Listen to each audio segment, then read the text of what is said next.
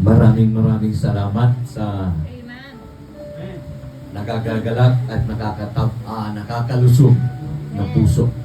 Ayoko yung nakatataba kasi pag mataba, stroke ka. Malusog na puso. Nakita ko talaga ang fire sa dating ka. Amen. Hallelujah. Buhay ang iglesia. Praise God.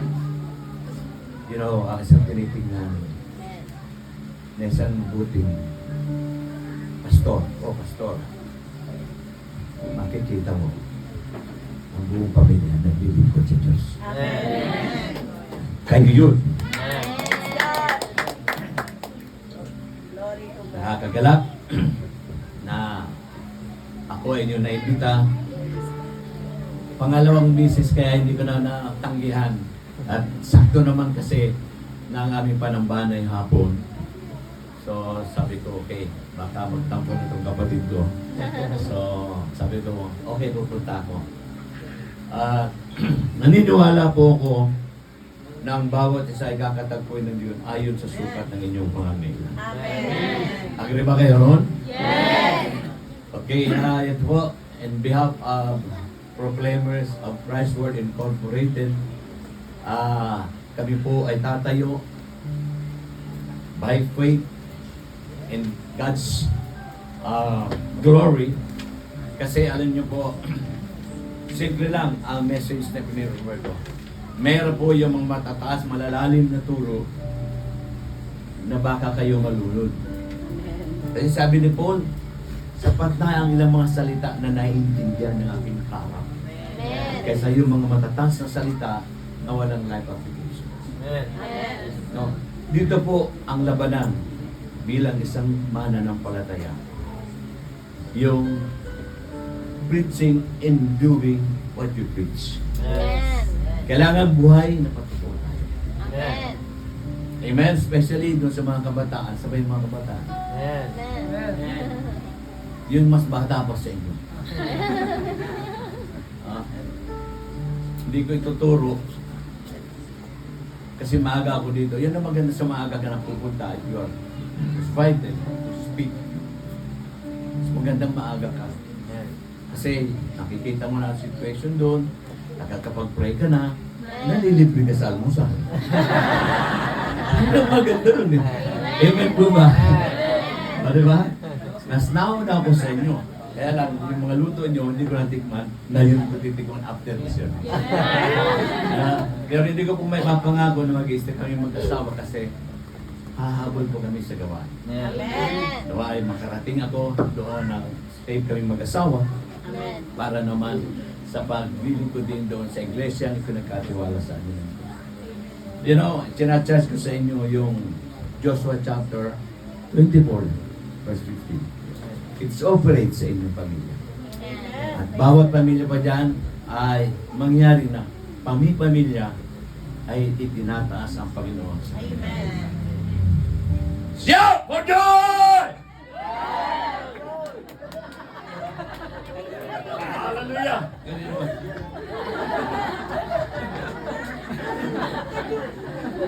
Mga kabataan, huwag na kayong padadala sa ano. Kanina may naakal na niya ako doon eh. Sumasayaw ng parang TikTok eh. If you are dancing a worldly dance, ang nalulugod ang kaaway ng Diyos. Kaya kung sasayaw kayo, katulad ng mga sayaw kanina dito. Ha?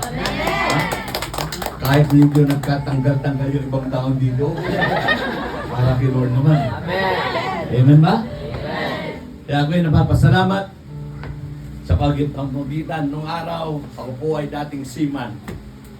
Nung malaman ko at narinig ko na ang seaman ay pupunta sa impyerno, nagsigap ako magbaka. Sa tulong ng Diyos, ako po kasi banawi ako. Ang turning point ko po ay I was been accused of frustrated murder, frustrated homicide. Kasi mga kasama ko ron mga goons. Mga seaman, lulokong masigit sa akin. Maliit na problema sa sasakyan, lumalaki. Because doon sa sinasabing anay scarpe. At yun, hinubad sa akin ng Panginoon. And I'm blessed na hindi po ako nakulong because tumawag ako sa Diyos. Nakipagkontrata ako sa Diyos. Sabi ko sa Kanya, kapag iniligtas mo ako sa problema at asunto kong ito, paglilingkuran kita. Was 1990, na ako ay pinasok ng 2 tao sa bahay. Kaya yung kwento ko naman, ang buhay ko, baka meron dyan sa inyo na may encourage, na nakikipagpupuka, alam niyo, may mga resibo sa akin si Satanas dito.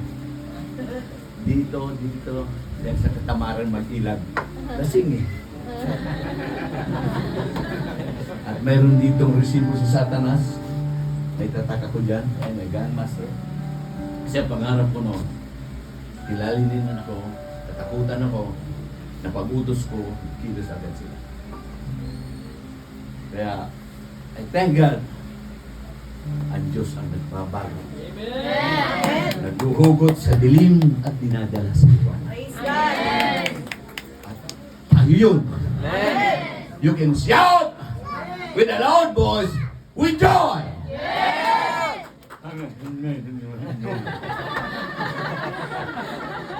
Alam niyo po ang pangalan ko, Lorenzo.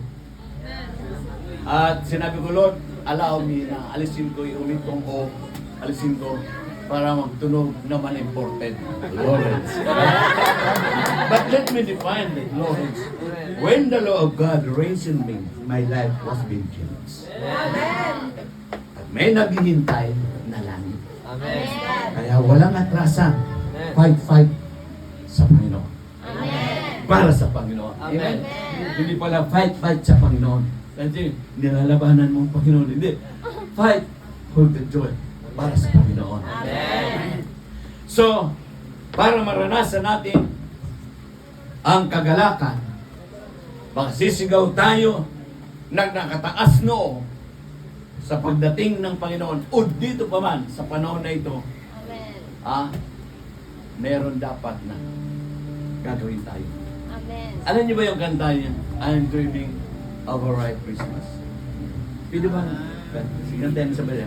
Ready? 1, 2, 3.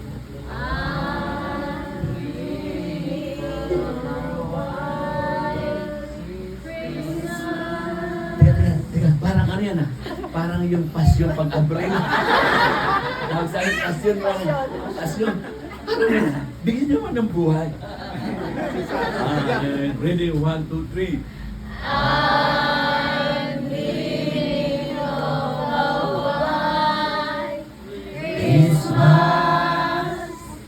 Just like the one I used to know.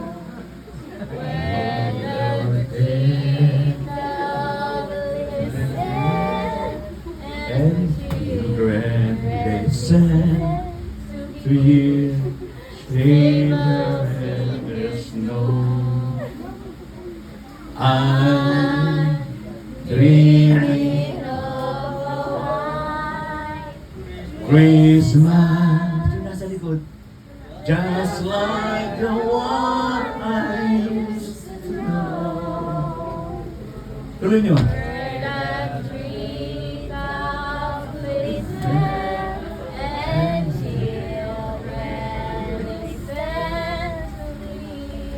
Wala na tapos yan. Sa dulo noon. May your Christmas be white. May your Christmas be all. Parang gano'n. Maging white. White, di ba?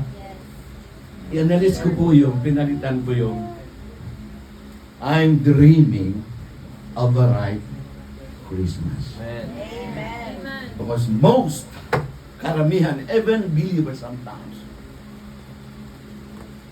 they celebrate Christmas in a wrong way. Yes. Amen. Agree? Yes. Kung hindi, uwi na ako.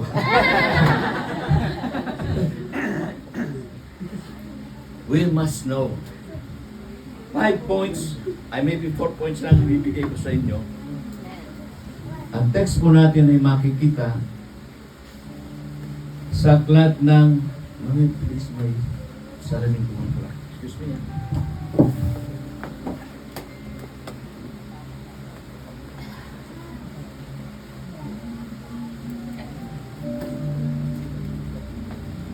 Yan po ang tema na gusto ko dito sa inyo yung mensahe ngayon. Ang tema ko po is Dreaming of a Right Christmas. And 4 points po. Nung binanggit ito sa akin, invite ako ng inyong pastora. Nung nag-yes ako sa kanya, nagtanong na kagad ako sa Diyos, Lord, what is the message? And I know na nilagay ito ng Diyos puso. Dahil kailangan ng iglesia. Amen. Don't know kung magdadagdag ito sa inyo ng encouragement o magsasaway sa inyo. Pero ang malaga sa magsamba sa Panginoon, dahil sumasamba ka, not to be pleased by man, Amen. but to listen for the instructions of God. Amen. Because instructions of God will bring us into perfection. Amen. Dadalhin tayo doon sa kaluwalhatian niya. Amen. So, kasama ko po ang asawa ko. Gusto ko sanang paawitin, Amen. pero sumisimangot eh.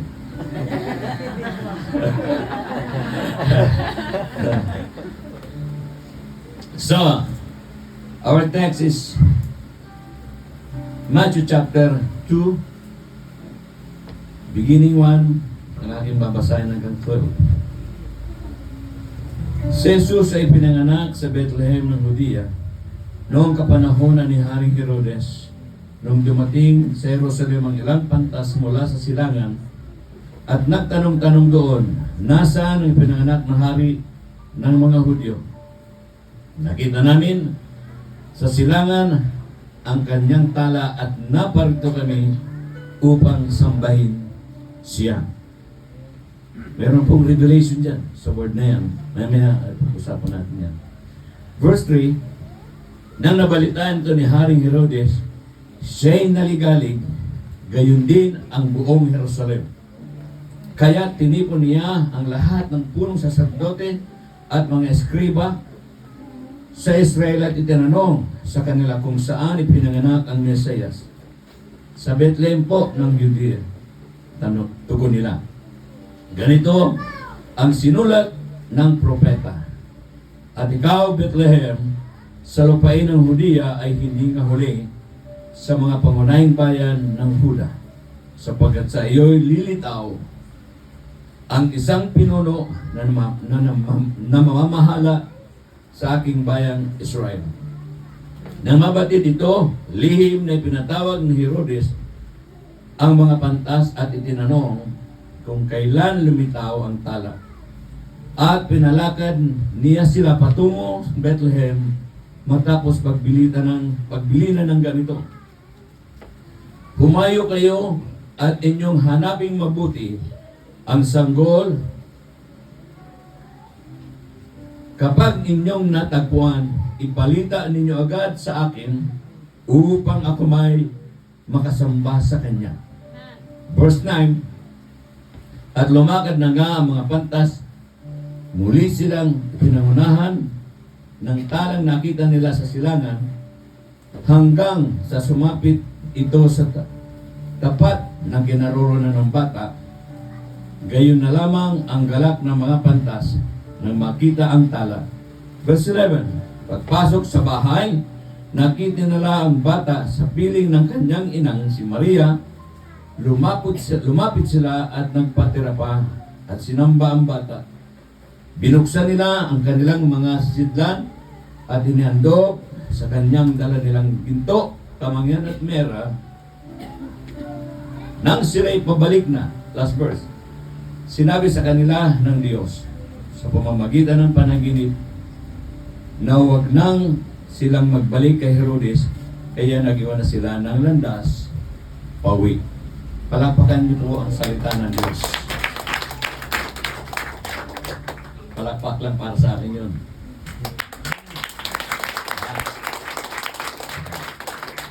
Papangalan ng Diyos. Hallelujah. So, dito po, mapapansin natin ng pagdarating ng Pasko na sineselebrate natin. Marami ang naliligalig. Yes. Do you agree? Yes. Especially the parents. Amen. Napakarami ang gastusin. Tama? Amen. Naliligalig kung anong bibilin, anong ba ganito. Wala akong bagong ganito pang ganyan. Is that the true essence? Para magkapagsigaw ka ng may kagalakan.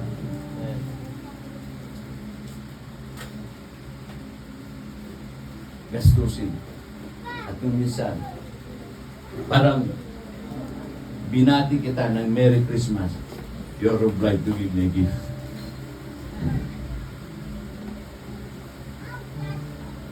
At dito po, itong si Rudis, isa sa naligalig. Why? He was the king at that time. Ay pinanganak si Jesus. Masyado siyang sakim sa power, sa posisyon. Kaya naligalig siya.